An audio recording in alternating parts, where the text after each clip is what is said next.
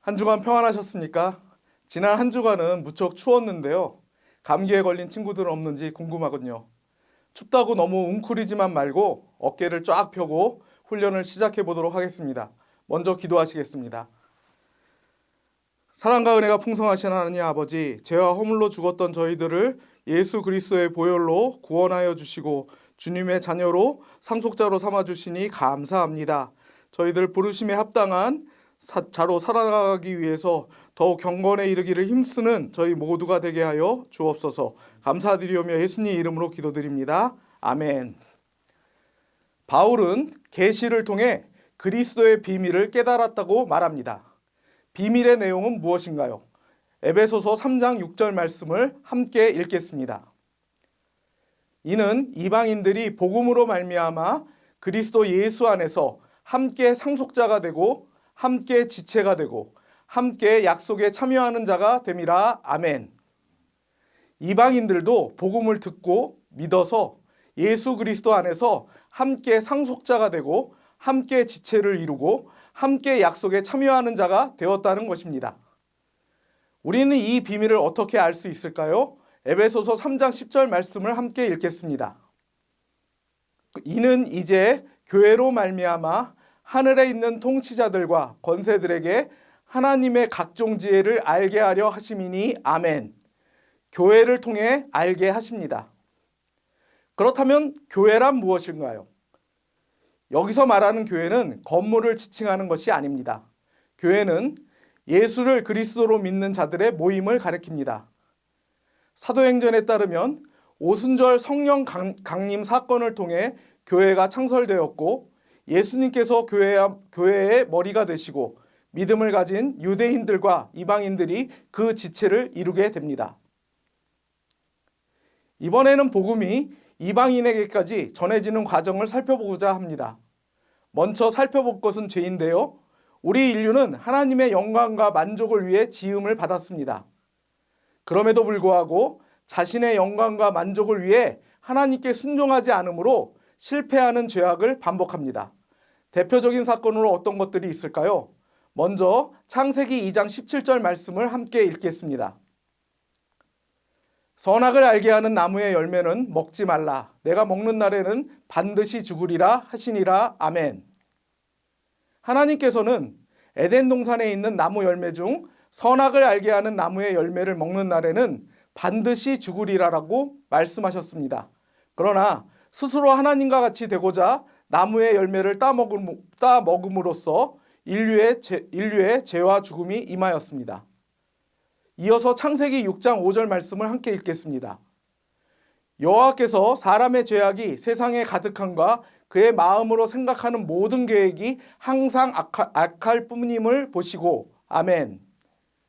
피조물로서 우리 인류는 창조주이신 하나님께 순종하며 하나님을 기쁘시게 해드려야 함에도 불구하고 오직 자신들의 만족을 위해서 살아감으로써 노아 시대에 큰 홍수로 심판을 받게 되었습니다.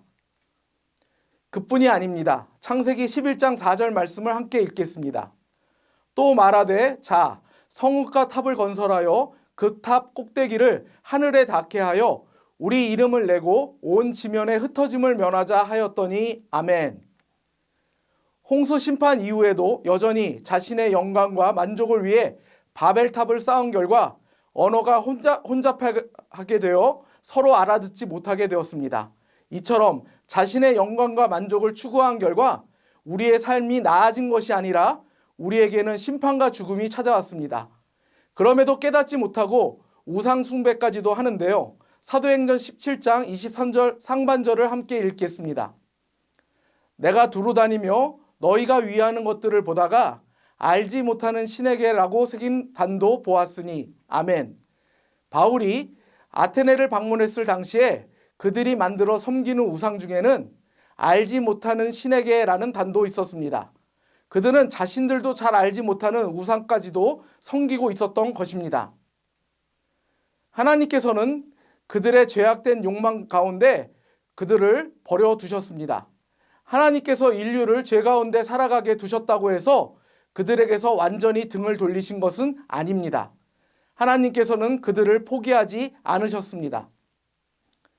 하나님께서는 인류의 악함을 참으시면서 아브라함과 언약을 맺으셨습니다.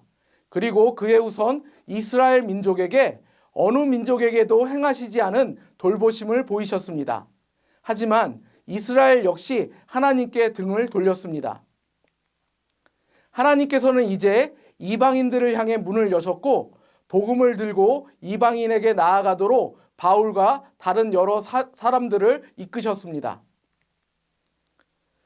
베드로는 하나님께서 환상을 통하여 이방인을 향한 사역을 하도록 부르셨을 때 처음에는 내켜하지 않았습니다. 하지만 하나님께 순종하여 이방인인 고넬료의 집을 방문하여 복음을 전하였습니다. 수세기 동안 바울을 비롯하여 많은 믿는 사람들의 증거를 통해 우리 또한 예수님을 구주로 믿어 공동 상속자가 되었습니다.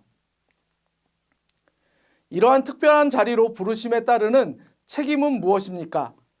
에베소서 4장 1절부터 3절 말씀을 함께 읽겠습니다.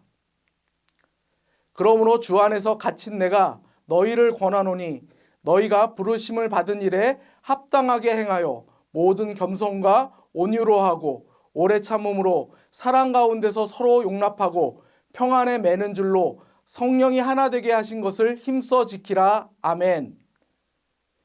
여기서 겸손이란 자신을 은혜로 구원받고 구분 안에서 의롭게 된 죄인으로 보는 것입니다. 우리가 자랑할 것이 없다면 자신을 낮추는 것이 쉽습니다.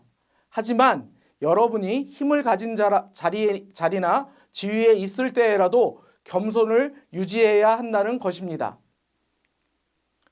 온유란 능력이 있으면서도 그것을 절제하는 것입니다.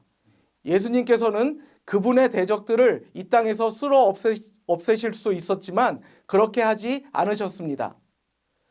그러나 세상은 절제하는 것만을 보고 능력이 없다고 판단하기 때문에 온유함을 연약함으로 오해하기도 합니다. 오래 참음이란 하나님께 소망을 두고 하나님의 역사하심을 기다리는 것입니다. 사람들은 항상 우리를 여러모로 실망시키겠지만 하나님은 결코 실망시키지 않으실 것입니다.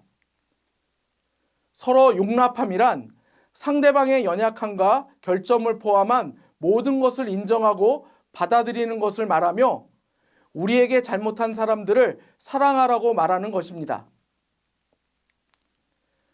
다음은 하나됨인데요. 그리스도의 몸된 교회는 성령의 인도하심에 따라 하나 되어 주님의 뜻을 성취해 나가는 자리로 나아가야 합니다. 우리의 힘과 능력으로 이 모든 것이 가능할까요? 스가랴 4장 6절 하반절을 함께 읽겠습니다. 이는 힘으로 되지 아니하며 능력으로 되지 아니하고 오직 나의 영으로 되느니라. 아멘. 성령님의 인도하심을 통해 점점 더 그리스도를 닮아가고 이러한 덕목을 우리의 삶 속에서 실천할 수 있게 됩니다. 새해에는 성령님의 인도하심을 따라 경건훈련에 힘쓰므로 예수님을 닮아가는 저와 여러분이 되기를 기원합니다. 감사합니다.